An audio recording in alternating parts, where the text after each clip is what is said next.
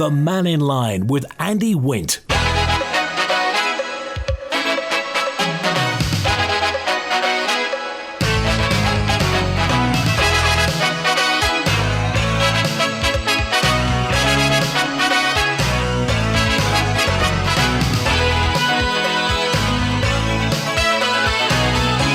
Pastor Mai, good afternoon. Welcome to Mannin Line on Manx Radio. It's an infrastructure special today. The Minister, Michelle Haywood, MHK, one of the Russian MHKs, is in today.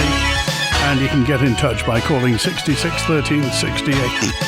Text or WhatsApp 166 177. Email studio@manxradio.com. Lots of messages to get through and lots of questions as well. So here we go with infrastructure on Manx Radio's Mannin Line. Faster Mai, good afternoon, Michelle Haywood. Faster Mai, Andy. Well, Happy New Year, by the way. Belated Happy New Year. Can you still say that this time of the month? When does it stop being appropriate? Let's get to the phone, shall we, first of all? And I want to go to Sue, who's with us, first of all. Hi, Sue. You're live with Michelle Haywood. Oh, hi, Andy, and hi, Michelle. Hello, Sue. Hi. Look, if you don't mind, I know there's lots of subjects that people are going to want to talk to you about today, but I'd just like to go back to something you said last time you were on the Mannin Line about the airport and the special attention that it's apparently under. Mm-hmm. You said, I think it was when Julian called in, you said it's important to understand why those special measures are there. And I know it's easy to get caught off on a tangent sometimes, but I don't think you actually answered the question properly last time. Can you tell me why the special measures are there? So, I can. The special measures were there because we had a restriction over how much training we could do, and we had a restriction over trying to get more air traffic controllers through, and there was a lack of resilience in the service that we were providing, which I think everyone's experienced and well aware of. What has happened recently, because we have agreed now with the air traffic controllers, we've agreed over their pay and their terms and conditions, and there is a new roster in place. Training is back up and running, and those special measures have actually been lifted now, so it's no longer under special measures.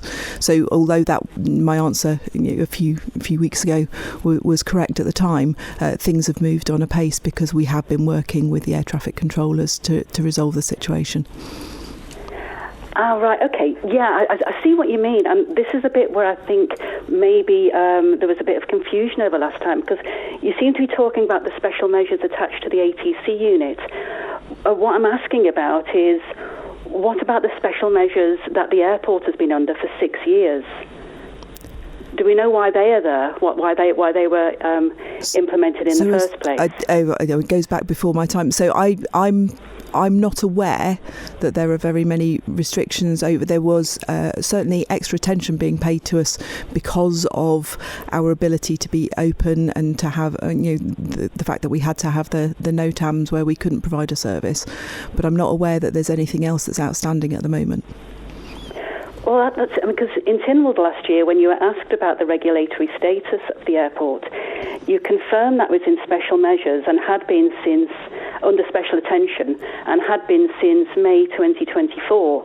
And prior to that, it'd actually been on notice since early 2022, omitting the fact that actually it had initially been put into the degraded status of special attention in December 19, I think it was. Yeah, it is a stepped process that it goes through.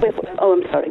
Sorry, it is a stepped regulatory process that they go through so that things do get escalated and de-escalated. As of my last update, which was, I think, sometime last week, the measures have been de-escalated at the airport at the moment. So when you say de-escalated, I understand that you're saying that the special attention or special measures have been lifted from the ATC, from the Air Traffic Services Department, but the entire airport was separately under special attention since December 2019. Can you confirm that all of that has now been lifted? I think that is the case. I will check out and I will come back to the radio station and let them know so that they can definitely get the. How do you see the situation, Sue? Well, it's quite interesting, actually, because what I'm trying to get at here is if the Minister for Infrastructure is actually aware of the reason that the airport was first placed into special measures and then put into the escalated status of on notice.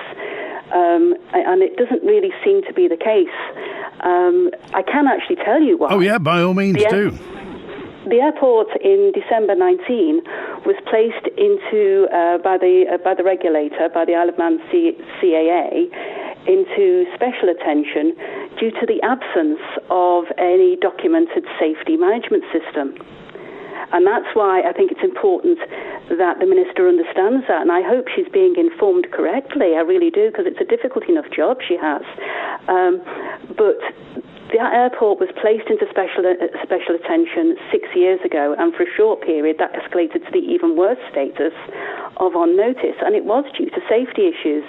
So given that, Michelle, you've said in Tynwald that you are confident that the airport is safe, quote unquote, I'd just like to know, do you still have that confidence? Yes, I do. So the airport board, it's usually delegated to one of my members, but I have been to airport board meetings and I do see all the papers from that. And I am as confident as I can be that the airport operations are safe, and that the team down there were working their way through to address issues that had been identified by the regulators. Okay, all right. Well, go on, Sue. Yeah, I'm sorry, I didn't mean to. It's just that you stated last year when you were asked about the special attention, and you focused in on the ATC issues, which I can understand, and I think you got a little bit annoyed because you'd said the special measures are nothing that is safety critical, and you'd said that we can't show we have a sustainable air traffic control service going forward related to the training issues, and that concerned me a little bit because that seems to indicate that you don't think assuring a sustainable air traffic control service is a safety critical issue. And I think it is, really. Do you not agree? No, I think it's an issue in terms of how much we can have the airport open and whether we have to have the compulsory concentration rest breaks that the ATCs have. The problem is, and it's a well documented problem with air traffic controllers, that post COVID there were lots of people that left the industry, and rightfully so, because airlines shut down and stopped paying people, and the whole thing kind of crashed and fell at that point.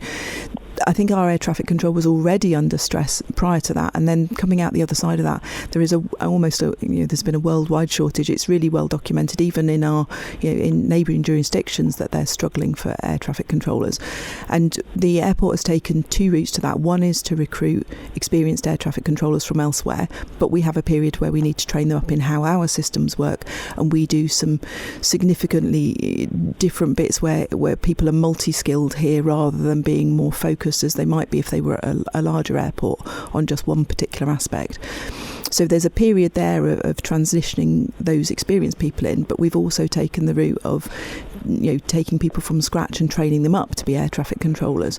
But because of the problems that we were having with air traffic controllers agreeing their terms and conditions and their pay and everything, it all got wrapped up in there that training pretty much stopped for a period of time, and that meant that we just weren't making any progress with trying to get people up to speed and to get them qualified so that they can work independently and they don't need to be supervised. And then that, of course, frees up staff time in your roster.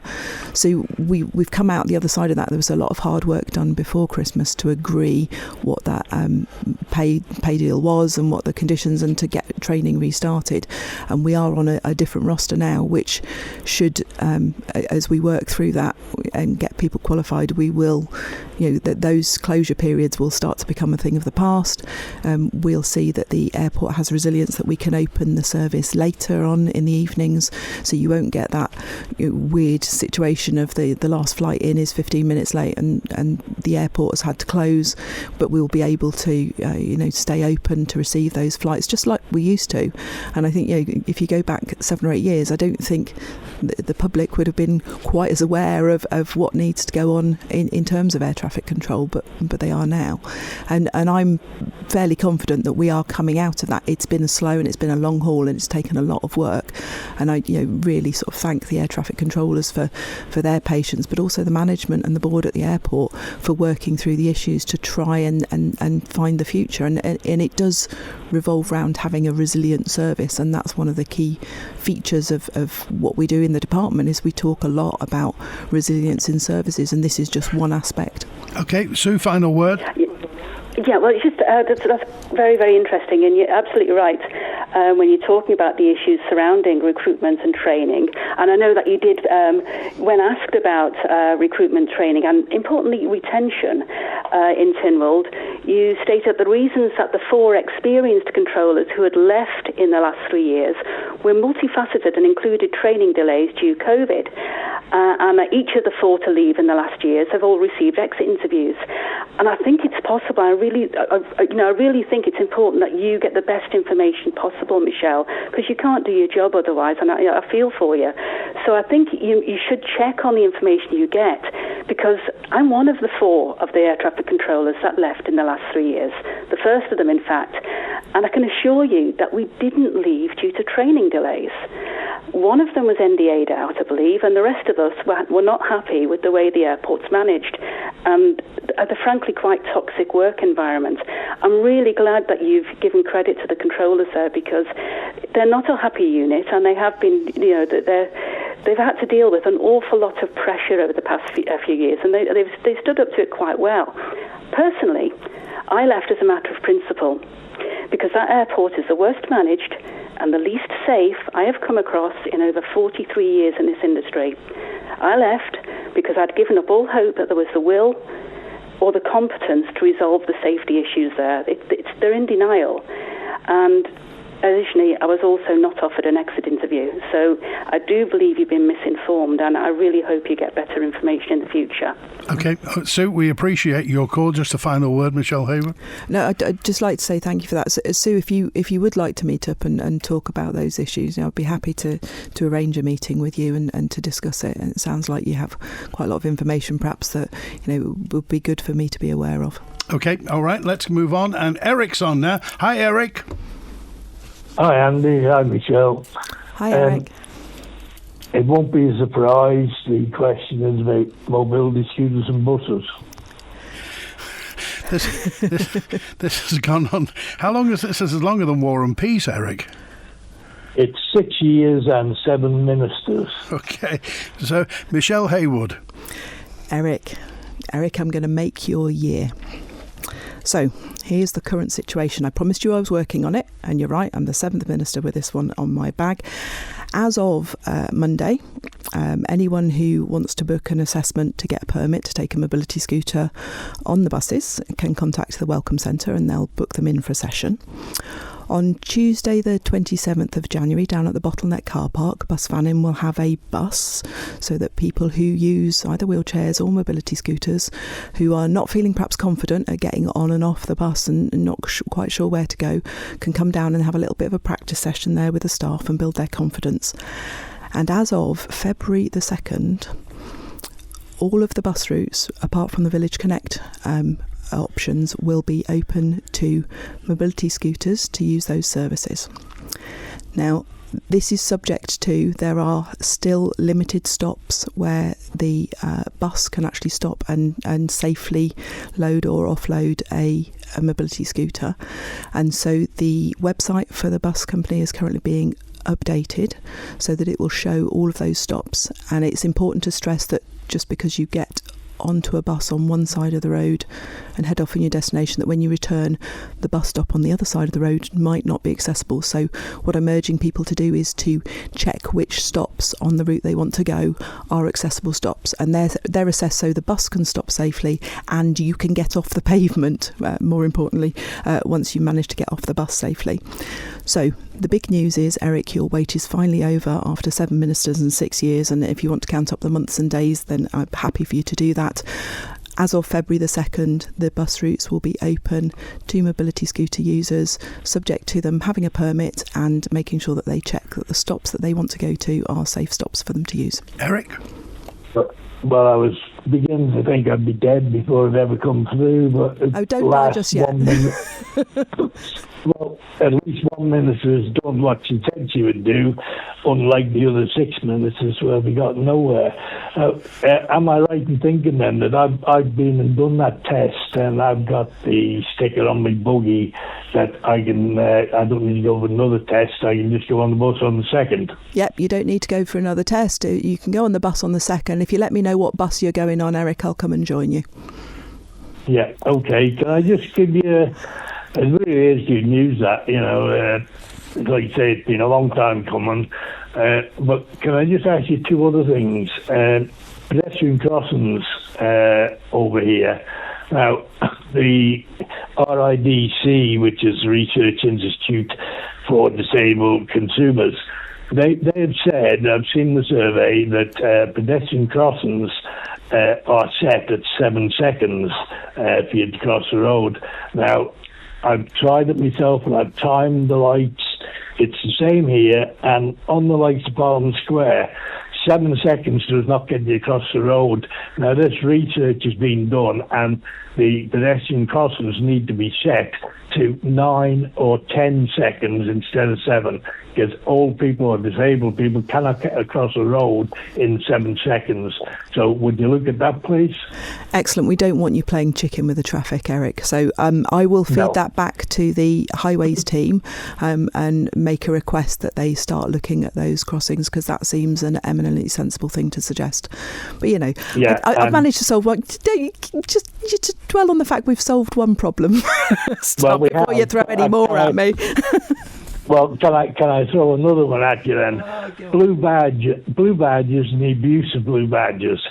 In the UK, every blue badge starts the number which is visible from outside the car. It starts with X or Y, Y for men, X for women, and the next number is your date of birth. So it's, in my case, 1956. So my blue badge would say Y 1956, and a traffic warden can look at that and he can see that a 69-year-old man should be coming and parking there or getting back into his car. At the moment, there's nothing like that in the Isle of Man, and it's a very easy way of seeing who is abusing blue badges. And again, that would take nothing to change, just by putting that X or Y and your date of birth in, and that may help to solve the problem of the misuse of blue badges. Okay, thank you for the information. I wasn't aware that there was widespread abuse of blue badges. It's not something I've prioritised looking at, but I can take to go and find out what the situation is. I know I get regular commentary about people who have disabled spaces marked outside of the house, and then the owner sadly passes away or something, and the space stays there, and somebody adopts the space when they don't have a right to use it. So there are some issues around accessibility.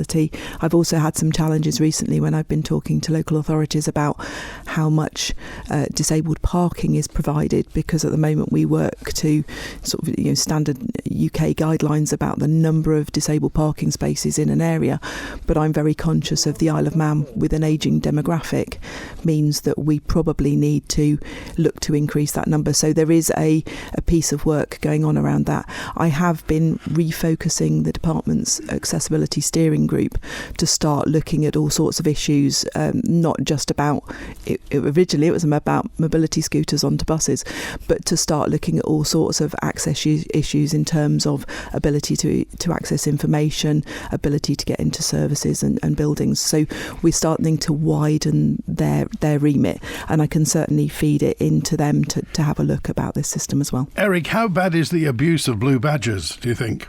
It's very bad, and it is mostly people. I mean, I had somebody say to me one day, I've only been 30 seconds and I would have moved if you'd asked me. But that's no use to me when I'm going past a disabled space. And it is being abused. I don't think there's about the right amount of disabled parking space in most places, but it's just the people who use them wrongly. and people are using other people's badges. If you've got a mother that's disabled and she's got a blue badge, and while the son or the daughter goes shopping, they are parking in there using the mother's blue badge, and she's not with them. And I think it's going on all over the place. Okay. All right, Eric, we appreciate it, and good news about the bus accessibility. So, Michelle Haywood, who's responsible if somebody is misusing a blue badge or somebody's parked in a space? Is that a police matter or is it a parking warden matter? There's always a bit of a confusion, I think, about whether parking wardens or police have jurisdiction, and police certainly can deal with it. Our parking wardens will check those permits as they're going around as well. I know that because I see the chap that works outside the C terminal going around and checking for discs and for parking permits there. So it can happen, and obviously, as I said, we do get a lot of reports from people saying, well, this disabled space was marked 6 years ago and hasn't been really valid for the last 3 years. Because it says on disabled spaces, I think the misuse fine is up to £1,000. Yeah, it's greater than for parking on double yellow lines. And so you'll often see people will opt to park on the double yellow lines rather than in the disabled space. I don't have I think there is obviously some abuse, and if you are a blue badge holder and you're finding yourself being frustrated trying to get into a space that's occupied by somebody who shouldn't legitimately be there, you're rightfully going to be very sensitive to that, and to see that. I will feed back to the accessibility steering group and to see what we can start to do, because this is part of a bigger picture that comes from the transport strategy that we published recently, which is about accessibility across all of our network, and that's the road and the bus network. So this does come under that remit, and I will go away and have a look at it. Those dates again: Tuesday 27th of January and February the 2nd. Tuesday 27th is for the bottleneck, is that right? Yeah, that's down at the bottleneck, and they'll have one of our buses down there so that wheelchair or mobility scooter users or anyone who's using a mobility aid can get some advice and get some assistance and practice getting on and off the bus and know where they need to go and practice their turning circle in their scooter if that's necessary. So what we're hoping is that builds confidence, and that the team down there will help users to feel that they can actually get onto the bus safely and comfortably without feeling embarrassed or anything about not knowing quite where to stop themselves or quite how to park up. Okay, Mike's with us now. Hello, Mike. You're live with Michelle Haywood, MHK. Good afternoon, Minister and Andy. What I'd like, please, is an update on something I brought to your attention when you did the 20 mile an hour consultation in Peel. Basically, my motorcycle, my 1000cc motorcycle, I cannot ride it at 20 mile an hour for extended periods. To do 20 mile an hour in first gear, it hunts badly, which would cause engine damage and all sorts of other problems. So you did say, what do I do about going past the school?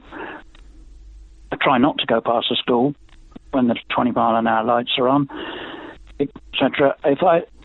As Peel on the map you showed us is a complete blanket 20 mile an hour speed limit, for me to get from, say, QE2 to where I live down in Mill Road, I'm going to have to be slipping the clutch all the time to be riding smoothly and safely. My friend's got a big V twin. It'll smash the big bearings, her big end bearings, to pieces. It happens regularly on Harley Davidsons because people buy into the idea you can stick it in top gear and go as slow as you like. So what do I do? I mean, because I'm going to have to do at least 25 mile an hour. Well, I'd say 25, but I can do that in first gear smoothly. Have you taken into that account and what's going to happen? Is my question. Okay, so thanks, Mike, for the question. Did you put your feedback into the consultation that was run across the central belt of the island? I certainly did, yeah. Okay. We had a good long chat with yourself because there wasn't that many people there. Yeah. And did you submit written feedback in as well? Yeah, I wrote it there Okay, so that will have gone in. So that feedback is all being analysed at the moment to look and see what the sort of the options are and what the challenges are. I must admit, out of all of the conversations that I had all the way around the island, yours was the only one where you'd flagged up what seems like quite specific engine problems because of the type of engines and bikes that you have, and you're obviously far more knowledgeable about those challenges than I am.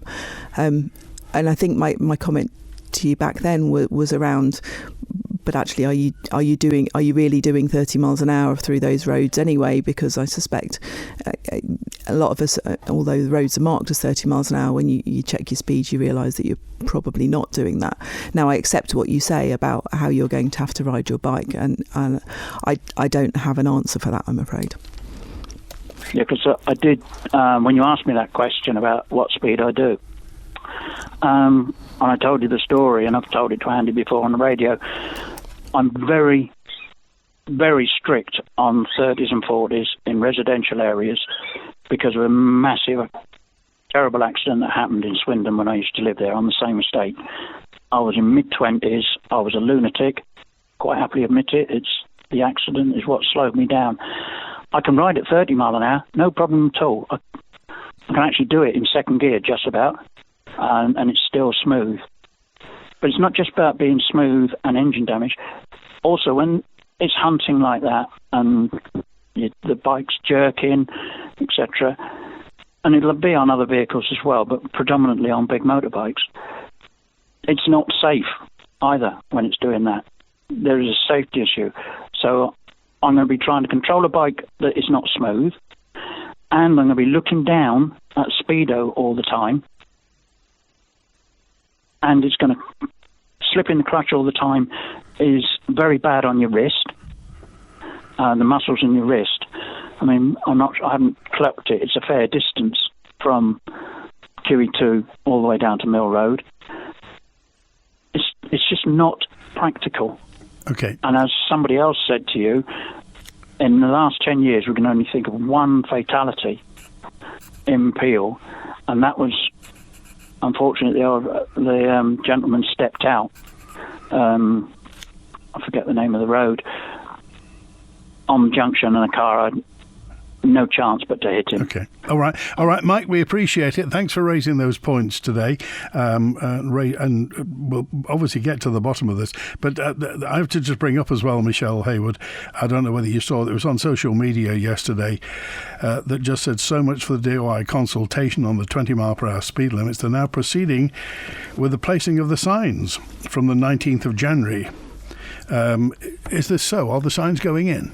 Yeah, so back last year we took an implementation plan to Tynwald, and we said what we'll do is here's the timings for everywhere. We're going to consult, we're going to analyse those results, then we'll publish the orders. We published revised traffic orders in light of the first consultation for Douglas and Onchan several weeks ago now, and went back out for consultation on those. We had another round of feedback from those.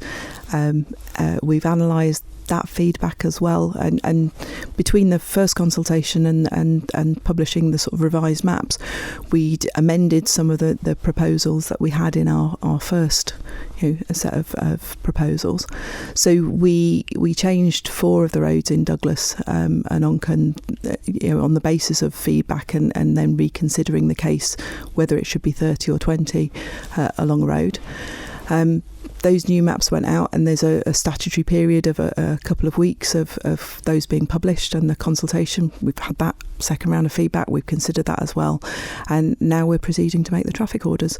So we're slightly behind the implementation schedule that we shared with Tynwald, and that Tynwald sort of approved us to get on with, just because of the sheer volume of consultation, and because I've sat down with officers and we've gone through all of that data, and we've gone through all of the feedback, and then for the roads that there were significant comments and challenges about, we've considered each of those individually and in detail to come to a decision at the end of the process. So the way of making traffic orders requires us in statute that we have to publish it again, and we do that by putting them in the in the back of the Courier. I don't know if many people read the back of the Courier anymore, but that's where traffic orders tend to get published, because they have done for years. Now, I can question whether that's the right mechanism or not, or whether we need to update that mechanism. But actually that's what happened. And so they got published just because we have finished the consultation and we've published that. All of the consultation information is available on the 20 mile an hour website. So anyone can go and read through the data there and can read through the reasonings from officers. Okay, I mean, just for the avoidance of doubt, what was the reason for the 20 mile per hour is basically rolling out a blanket 20 mile per hour limit in many, many places? Was it safety? Was it saving the world? What was it for? I'm still going to wince at the blanket term, because it's not. So a blanket term would be what Wales did, where they said... Yeah, Mrs. Corlett wanted part of Upper Douglas, because obviously she was around Ballacomine High School. The original Tynwald motion that Mrs. Corlett proposed, and that was seconded by Rob Collister, was essentially that all residential streets should be considered for 20 miles an hour. And so the department has sat down with a set of criteria and said, okay, all residential streets is a bit of a loose definition. How do we work through that? We worked up a set of criteria that involved the density of housing, the proximity to schools, nurseries, elderly care homes, the proximity to community settings whereby there might be more pedestrians. And if you go back to the original Tynwald discussions, it was partly about safety, but it was also about the quality of life for living in those areas, because if you live in a house where the traffic zooms past and the speed limit is 30 and everyone's doing 35, it's noisy, it feels dangerous when you're out on the streets, you can feel that swoosh of traffic as it goes past you when you're walking, whereas if the traffic speed is restricted, it's a nicer environment to live in. Yeah. Are you relying on the good nature of people then to adhere to the limits, or will there be sanctions? Will there be speed cameras? Bluntly, it's a bit like the blue badge, the misuse of disabled parking bays. When will somebody be sanctioned for this? Because if you're not going to sanction people, the well-behaved citizen will take notice of this, and there'll always be the citizens who don't behave themselves, the ones who drop litter and this, that and the other, antisocial behaviour. They'll still do more than 20.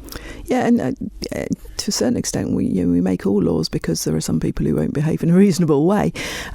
The law over speeding is quite clear, and when we've changed the limits in places, the same laws apply as to if you break the speed limits now. The police have been quite clear that they don't have any more resource to put into speed enforcement, and they will target any of their efforts at areas where there are increased risks. And so we've seen a number of social media posts from them over the last few weeks even about asking people to slow down around schools. Now, in the consultation work that we've done, everyone came back and said yes around schools, yes around schools, yes around schools. And then I feel really sad that I'm watching the police social media feed, and they're busy saying, please can you slow down around schools? There is part of this is an education piece. Part of this is about shifting our perceptions and accepting that the built environment, that urban environment, and whether even if it's in our small communities, is safer for people if the speeds are lower. So I think there will be most of our citizens are law-abiding citizens and will try and slow down. I know I'm asking them to undo the habits potentially of decades of driving, and I know I freely admitted that I sometimes have to check myself, and somebody told me, well, you spend all your time looking at your speedo. You don't. You learn the new speed on the road, and then you do learn to drive to that. Yeah, it does take a little period of adjustment. And I only need the person at the front of the traffic to be doing 20 miles an hour for everyone else behind them to be doing 20 miles an hour. But we know that there are people that in 30 miles an hour on certain roads will be driving at 40 or 45. I think there is a psychological barrier that comes in that if that road then becomes 20 and you're still used to driving at 40, you're then doing twice the speed limit. That's the 6 points on your licence, and that's excessive speed. And I think that becomes a point at which people will check their own behaviour as well. there are no plans anywhere on my desk or coming through offices that I'm aware of about speed cameras. That's been a kind of almost a mistaken thread all the way from the beginning, because we were putting in some signs that had an electricity feed to them. That's because they're the flashing wigwag signs that go up around schools, and guess what, to make the lights work we need some electricity in there. So it's not to do with speed cameras, and it's not to do with trying to find people. Although interestingly, when I went to speak to GARF commissioners, they were actually asking about the possibility of a speed camera in Baldrine, because they thought that would be the thing that would slow people down as they came through Baldrine and down into Laxey. OK, live with Michelle Haywood through till 1 today on Mannin Line, the Department of Infrastructure, and your calls and questions. A great night's sleep got even better with Zed's Bedding Store. From quality Bell-Dawn bed linen and mattress protectors, fleece and woven throws, to luxury duvets from the fine bedding company. Zed's Bedding Ramsey, next to Isle of Man Bank. Manx Memorials in Ballasalla will guide you in creating beautiful, lasting memorials across the island. From a wide range of granite and marble headstones, custom inscriptions, expert renovations and pet memorials, adding care and compassion in every detail. We offer families peace of mind for years with perpetual grave care. We're there when you need them most. Call 843-861 or email matthew@manxmemorials.co.uk. Darker days and damper conditions require more action. Make sure you carry out your vehicle safety checks this winter. Think powders. P, petrol and diesel. O, oil. W, water. D, damage. E, electrics. R, rubber. S, self. Make sure your lights are all working too. Brought to you by Quayside Tyres in conjunction with Isle of Man Road Safety. For 100 years, Manx Petroleum has been part of island life. From fueling journeys to heating homes and businesses, we've been there, quietly, reliably, locally. A century of keeping the island moving. A century of keeping it warm. A century built on trust. And today, as ever, we're powering everyday life with care, experience and premium fuels. Manx Petroleum, always here for you. The Mannin Line with Andy Wint. And Michelle Haywood, MHK, and Julian's with us now. Hi, Julian. Hi, Andy, and hello, Michelle. Hi, Julian. Hiya. The interim airport director, Jeff Pugh, stated last week that only a pre-treatment preventative chemical, potassium acetate, is available for runway de-icing operations at Ronaldsway Airport, rather than the proper de-icing glycol chemicals which clear existing ice. Who made this decision? Why? And are there any plans to include proper glycol de-icers in the future at Ronaldsway? Okay, so we don't have any plans to use glycol as far as I'm aware. So the shift to acetate-based products was made in 2008. I'm not even sure I'm aware of who were the airport management directors at the time that would have been making that decision. But it does reflect a wider industry shift. And we are using two products at the airport. The potassium acetate, which is the solution which we'll use on the runways and taxiways, and it's best applied when it's dry and before the snow starts to fall. So you have to judge that carefully, but if there's going to be too much, I was going to say rainfall before you get the snow or before you get the freezing stuff, there's a possibility that because it's a liquid, it washes away. And so just like farmers do when they're talking about applying fertiliser to fields, you have to have an eye on what the weather is going to do and at what point you're going to apply that. And it's a bit of a judgment. The second product that we use is the sodium acetate pellets, and those pellets are used because there are bits where the spreaders at the airport can't get to disperse the liquid to, so some of the smaller areas and around the apron stands and stuff, and that can be spread by hand because it's pellets. So we've got those two acetate based products, but as I say, they've been used now for well over 15 years, so that's where we are. like to talk about Heathrow Airport, for example, is surrounded by 3 sites of special scientific interest and a wetland which has been designated as a Ramsar area. The 2 runways at Heathrow are almost 4 times the surface area of Ronaldsway, and any of the runoff discharges into those small freshwater protected areas. Heathrow's latest 2025-2026 snow plan for airside operations states on page 16, section 16.1, liquid anti-icing is commonly referred to as glycol, and as an ethylene glycol product, it is used as the primary anti-icing product in airside areas. It is particularly suited to runway anti- and de-icing and will prevent the settling of ice or snow, or will quickly remove any ice that has formed. But considering at the moment that there will be people listening on the radio right now who depend on the airport for the patient transfer service, major financial centre business links and a lot of other reasons, can you explain why Heathrow, which is surrounded by at least 4 protected nature reserves, can use glycol de-icing fluid with limited dilution from those small areas, and yet Ronaldsway, with the huge and well-aerated Irish Sea on its doorstep, cannot? So, Gillian, I'm actually going to push back on this. And so, I've got a varied past, and you might not know that actually I have done some environmental work around there. And in fact, I have dived in some of those waterways around Heathrow. And they have a very good system of drainage capture that comes away from their runways in order to prevent damage to those waterways. So, although it looks like it's very close proximity, they've invested quite heavily in making sure that any runoff from those runways is actually taken and it's treated, and it doesn't run into the nearby nature reserves. So we don't have that equivalent buffer zone or capture of that material here. And it's not that it runs off in a diffuse way, like it will pool together and it will run. So if you remember back maybe 4 or 5 years ago, we had problems up at Onken direction, I think, where somebody had poured some chemicals down the drain outside their house, and we had a whole load of dead fish in a river. If you start getting runoff that almost concentrates itself into waterways, you can actually have some really severe effects on a very, very localised basis. But you do get that, it's not that it's running in a diffuse way and diluting as you're suggesting. You're right, the whole of the Irish Sea is out there. But we don't throw materials into the Irish Sea on a routine, well, there's lots of volume and we're going to dilute and disperse it. So was that the reason that we're not using glycol? Is that because of the special scientific interest zone?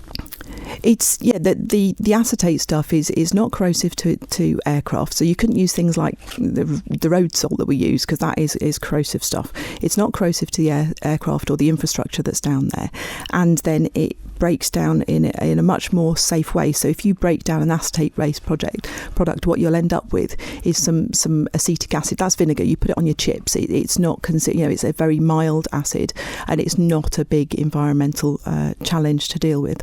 So we do have to look at those pathways of how those things break down, and what you'd risk if you were going to throw chemicals over there that were going to cause environmental harm is that actually you'd start causing dead spots and anoxic spots around the airport as that drainage came off and into the sea, and that's just not acceptable. We're in the middle of a biosphere here, and so we have to carefully balance the environmental damage against the need to keep our infrastructure open and working. Right, but that's only once in a while though, isn't it? And we are an international finance centre, and the airport is primarily to transport people, isn't it?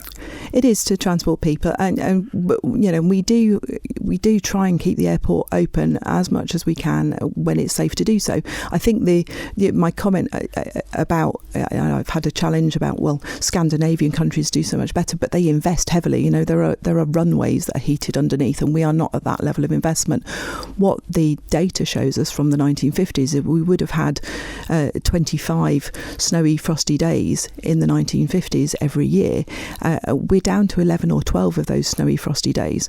And so there is a balance to be struck between how much we invest in the infrastructure to deal with what is an increasingly reducing number of days of disruption against, the disruption that it causes to businesses. And I accept, it is one of the features of living on the island that you do experience travel disruption. And if it wasn't, if it's not ice or snow, it would be high winds that stop the ferry moving in and out. And neither of those those things can I stop happening?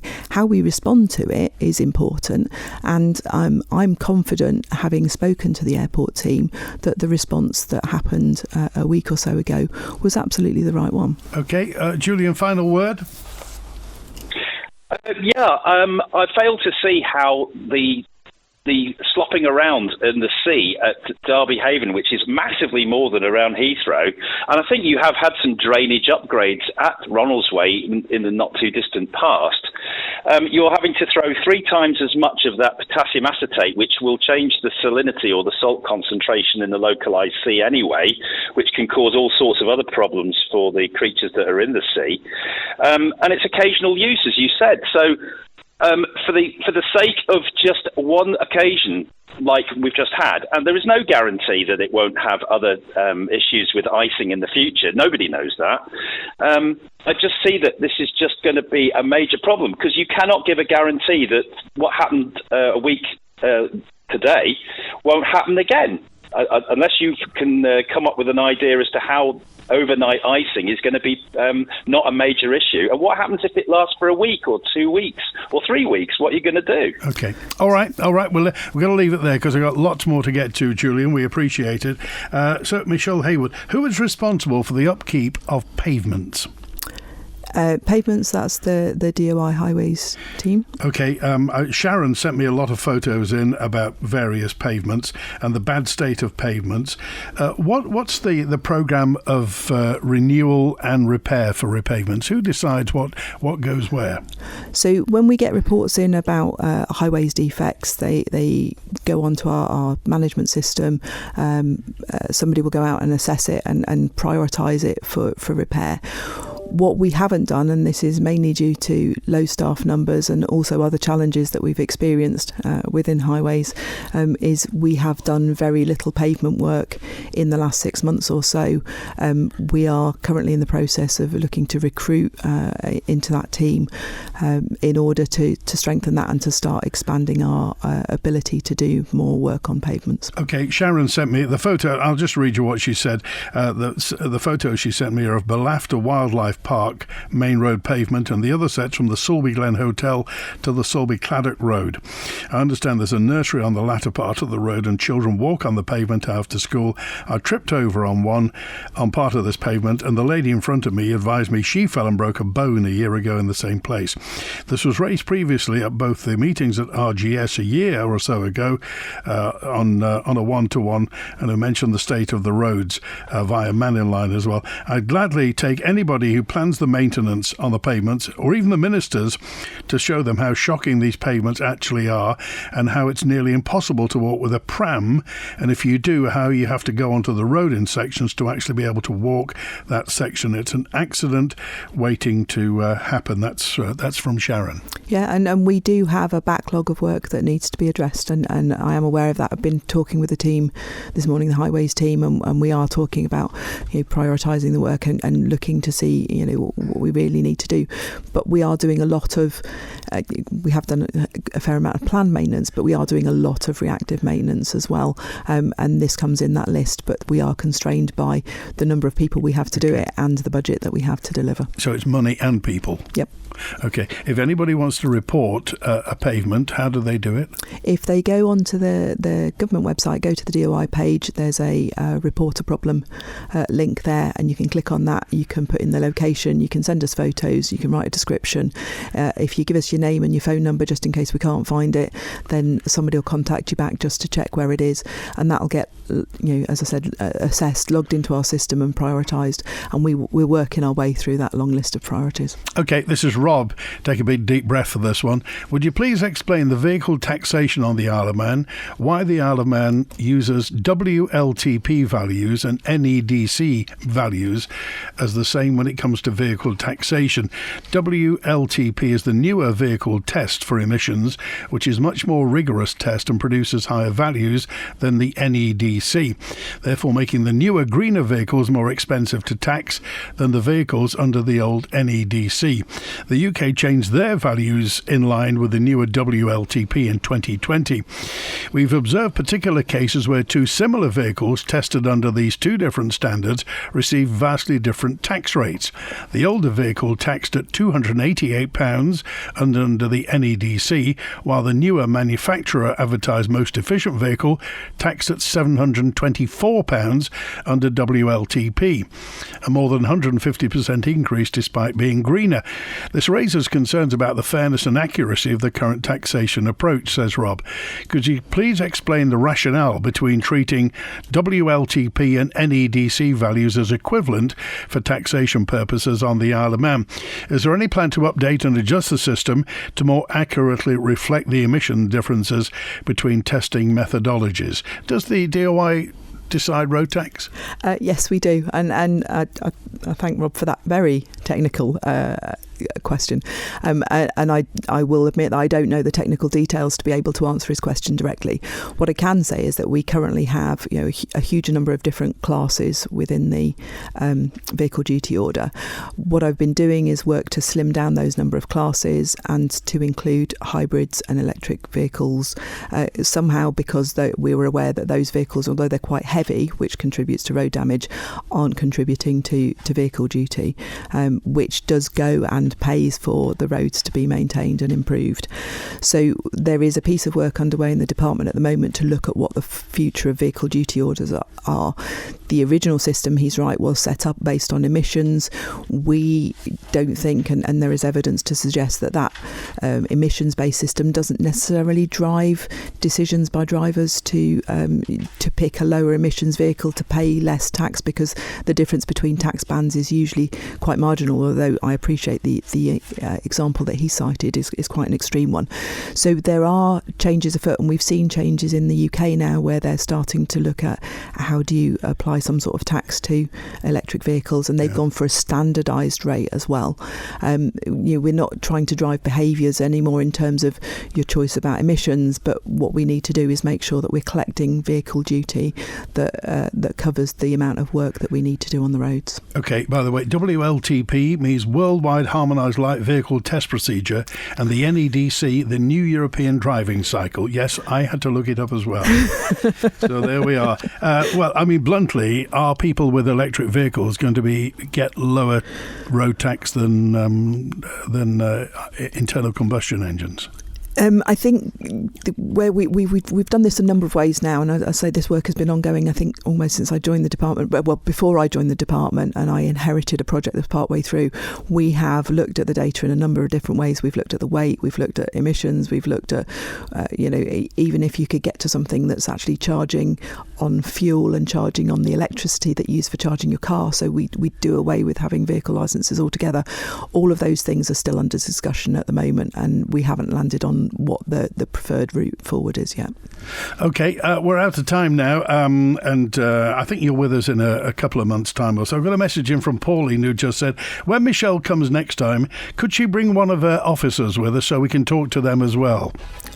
I can do, but I don't necessarily feel it's necessary to have my officers out here and talking to people. If you've got questions, I'm happy to field them. Okay. Well, we didn't get to the trams. We didn't get to the potholes, but thanks for being with us today. We appreciate it. And good news for Eric as well. And was it true? Are you serious about the photo opportunity on the bus with Eric? Well, apart from the fact I'll have to drive all the way to Ramsey from Portsmouth, but yes, I'll meet up with Eric. We'll do a photo. All right. Thanks for being with us. I'll welcome him when he gets here. Thanks for being with us today. Thank you. Thanks to Michelle Haywood, and thank you for being with us this Friday lunchtime. We're back with an open line on Monday and live from King William's College with the students in year 12 and 13. Thanks to Chris on the phones. Enjoy your Friday and your weekend.